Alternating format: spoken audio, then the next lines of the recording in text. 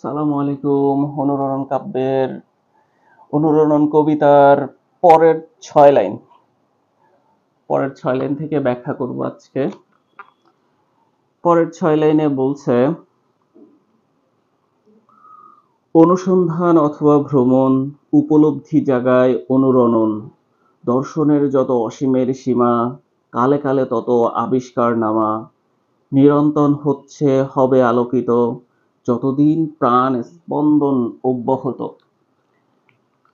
এই ৬ লাইনের ব্যাখ্যা আজকে করব। তো ব্যাখ্যায় যাই। অনুসন্ধান অথবা ভ্রমণ, অনুসন্ধান এবং ভ্রমণ, কেউ যখন অনুসন্ধানে যায়, ভ্রমণ করতে গিয়েও কিন্তু অনুসন্ধান করে, কিন্তু আমি দুইটা শব্দকে, অনুসন্ধান এবং ভ্রমণ দুইটা শব্দকে আলাদা আলাদা করেছি। কারণ কি? কারণ হচ্ছে, পৃথিবীর যে প্রান্তেই মানুষ যে জন্যই যাক, অনুসন্ধান করার জন্য যেখানে যায়, যেমন বেয়ার গ্রিলস যদিও সে ওয়াইল্ড লাইফে কিভাবে নিজেকে সার্ভাইভ করা যায় সেটা দেখাতো, কিন্তু এর বাইরেও এই আমাদের এই সভ্য সমাজের মধ্যে যা কিছু আছে, যা কিছু নলেজেবল আমরা কিছু জানি, এর বাইরে তো অনেক কিছু আছে। বলা হয় যে সমুদ্রর মাত্র 2% আমরা জানি, বিশাল সমুদ্রের মধ্যে 98% আমরা জানি না। এত বিশাল জগৎ। এমনকি আমাদের যে সোল, আত্মাগত যে দিকগুলো, এই দিকগুলোই এখনো আমরা জানি না। আমরা আমাদের বিজ্ঞান এখনো এই জিনিসগুলো বিশ্বাস করে না। জিন সম্বন্ধেই এখনো বিজ্ঞান কনফিউশনে আছে। কারণ কিন্তু প্রত্যেকটা মানুষের সাথে একটা করে জিন থাকে। আচ্ছা, যাই হোক, বলে বলবো না। উম, অনুসন্ধান করতে আহ, আমরা, পৃথিবীর মানুষ কালে কালে বিভিন্ন ধরনের অনুসন্ধান করছে। ৩৫ বছর ধরে ভয়েজার্স নামে একটা আকাশযান, সেটা এখনো চলাফেরা চলছে, যাচ্ছে। তো আমি সর্বশেষ যেটা জানি যে হচ্ছে, এই সৌরজগতের বাইরে অবস্থান করতেছে।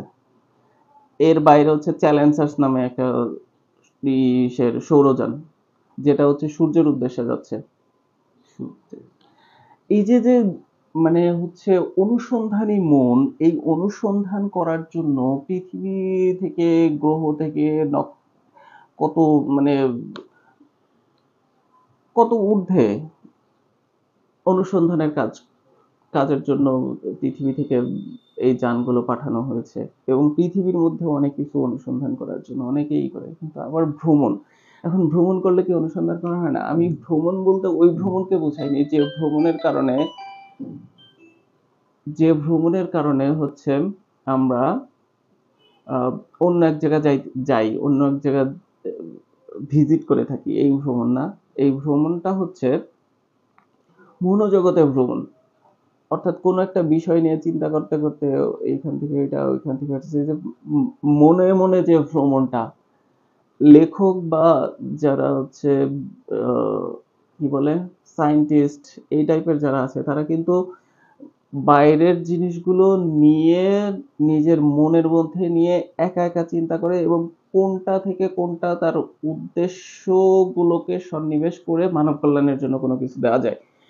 এই যে যে মানে মনোজাগতিক যে ভ্রমণটা, সেই ভ্রমণের কথা আমি বলছি আর কি। অনুসন্ধান অথবা ভ্রমণ, উপলব্ধি জায়গায় অনুরণন, এই উপলব্ধির জায়গাগুলো যেখানে আমরা, আমি আমার মনে মনে যেটা পাইলাম, বা আমরা আমার মনে মনে যেটা পেলাম, এবং অনুসন্ধান করে যেটা পেলাম, সেটা কি আমাদের মস্তিষ্কে সিগন্যাল দেয় না যে হ্যাঁ, এই বিষয়টা এরকম, এই বিষয়টা আমাদেরকে এই মানব কল্যাণের জন্য কল্যাণকর, মানব মানুষের জীবনের জন্য কল্যাণকর, এরকম মেসেজ দেয় না? মেসেজ দেয়। তো সেখানেই এই দুইটা লাইন। আর তারপরে হচ্ছে, দর্শনের যত অসীমের সীমা, কালে কালে তত আবিষ্কার নামা। দর্শনের অসীমের সীমা, আমরা জানি দর্শন, আমাদের চোখ, স্বাভাবিক দর্শন কত, 25 সেন্টিমিটার থেকে শুরু করে অসীম পর্যন্ত। এখন আমরা তো অনেক কিছু দেখি। যদি আমরা একটু ফাঁকা জায়গায় গিয়ে বাইরে তাকাই তাহলে দেখব যে আকাশ আর জমিন এক জায়গা হয়ে গেছে। আসলে কি তাই হয়ে গেছে? মানে এই যে আমরা ওই পুরো জিনিসটাকে দেখতে পাচ্ছি না এবং ওই জিনিসটাকে অসীম আকারে আ আ আমাদের দৃষ্টিসীমার পর্যন্ত নির্ধারিত হয়ে গেছে। আ ওই ওইটাকেই বলা হয় হচ্ছে ইসের 25 সেন্টিমিটার থেকে আমাদের কি বলে? অসীম ওইটাকে। যেখানে আমরা আকাশ এবং জমিনকে একসাথে অনুভব করি। মনে হয় যে মিলে গেছে। ওইটা ওইটাকে আমরা সাধারণ দৃষ্টিতে অসীম বলি। কিন্তু আমাদের অসীমের জায়গায় একটু আগেই বলতেছিলাম যে ভয়েজার, চ্যালেঞ্জার্স এগুলো গ্রহ থেকে নক্ষত্র থেকে এই ইসের বাইরে চলে গেছে এবং এর বাইরেও আমরা যেটা জানি বিভিন্ন ধরনের যে টেলিস্কোপ, জেমস টেলিস্কোপ আর কি আছে, হুবল এগুলোর মাধ্যমে আমরা অনেক মিল্কি ওয়ে তারপর হচ্ছে গ্যালাক্সি এগুলো সম্বন্ধে আমরা জানি। উম তারপর হচ্ছে যেখানে তারকার বিলাক হোল সম্বন্ধে আমরা জানি। তো এই যে অসীম পর্যন্ত আমরা আমাদের আইডিয়াগত দিক থেকে আমরা জানি এবং এর বাইরেও কিন্তু আরো আছে এবং আরো কত পরিমাণ যে তারকারাজি আছে সেটা এখন পর্যন্ত কেউ অনুমানও করতে পারে না। 10 লাখ বিলিয়ন এরকম কিছু একটা বলে। কিন্তু এর বাইরে তো অনেক কিছু আছে। আরো অনেক কিছু আছে। ইভেন তো আমাদের আশেপাশে সারাউন্ডিংস এ যা আছে সেগুলো সম্বন্ধেই আমরা এখনো অজ্ঞ আছি। তাহলে তাহলে হচ্ছে দর্শনের যত অসীমের সীমা এবং আরো একটা জিনিস হচ্ছে আমরা ক্ষুদ্র জিনিসও তো আমাদের দর্শনের মধ্যে পড়ে। একদম ছোট বালিকণা, তারপর হচ্ছে মাটির কণা, মাটির কণা থেকে ছোট হইতে হইতে ব্যাকটেরিয়া পর্যন্ত, ব্যাকটেরিয়া বা ভাইরাস, ছত্রাক এগুলো পর্যন্ত, অ্যামিবা পর্যন্ত আমরা মানে হচ্ছে আমাদের কি বলে মাইক্রোস্কোপ দিয়ে করে মানে আমরা জানি এই সম্বন্ধে এইটুকু পর্যন্ত আমরা জানি বিভিন্ন সেল টেল দেখি। এর বাইরেও এখনো না দেখা অনেক কিছু আছে।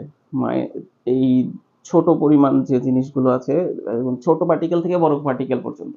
আমার কথা হচ্ছে ছোট পার্টিকেল থেকে বড় পার্টিকেল পর্যন্ত পুরো জিনিসগুলো আমরা আমাদের কি বলছে দর্শনের অসীমের সীমা। দুইটা সাইডে দর্শনের অসীমের সীমা। একটা হচ্ছে বড় জিনিস থেকে দেখতে দেখতে অসীম এবং ছোট জিনিস থেকে দেখতে দেখতে অসীম।